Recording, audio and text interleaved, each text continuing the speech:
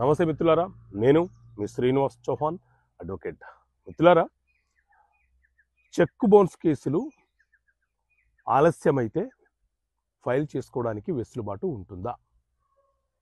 So మిత్రులారా, check bounce కేసులన్నీ కూడా negotiable instrument act NI act అనే చట్టం ప్రకారంగా ఫైల్ చేస్తూ ఉంటాము. అది ఒక వ్యక్తి ఇచ్చినటువంటి చెక్ అయినా, ఒక కంపెనీ ఇచ్చిన చెక్ అయినా సరే, ఎన్ఐ యాక్ట్ ప్రకారంగా మాత్రమే మనము చెక్ బౌన్స్ కేసులు ఫైల్ చేస్తుంటాము. ఎవరైతే చెక్ ఇచ్చారో ఆ వ్యక్తి చెక్కు పైన రాసిన డేటు నుంచి ఆ చెక్కు 3 నెలలు మాత్రమే చెల్లుబాటు అవుతుంది. 3 నెలల లోపు మన బ్యాంక్ అకౌంట్ ఎక్కడైతే ఉంటుందో అక్కడ మనము ఆ చెక్కును ప్రజెంట్ చేసి ఆ చెక్కు ఎందుకు చెల్లటం లేదో దానికి గల కారణం ఏంటో బ్యాంకు వారి చేత రాయబడిన ఒక రిటర్న్ మెమో మనము తీసుకొని అడ్వకేట్ ద్వారా ఒక లీగల్ నోటీసు పంపించి అక్యూజ్డ్కి 15 రోజుల సమయం ఇవ్వాలి.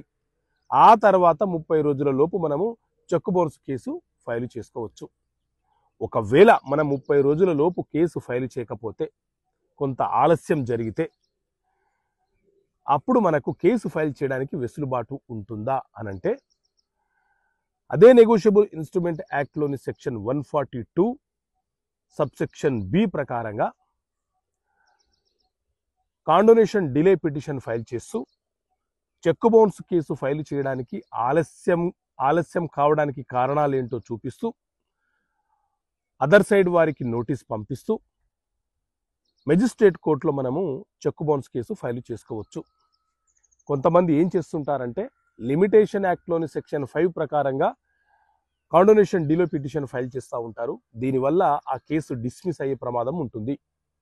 కాబట్టి డిలే అయిన ఎన్ఐ యాక్ట్ సెక్షన్ ప్రకారంగా డిలే పిటిషన్ వేసుకొని కేసు ఫైల్ చేసుకునే వెసులుబాటు మనకు ఉంటుంది. ఓకే మిత్రులారా, థ్యాంక్ యూ. జై హింద్.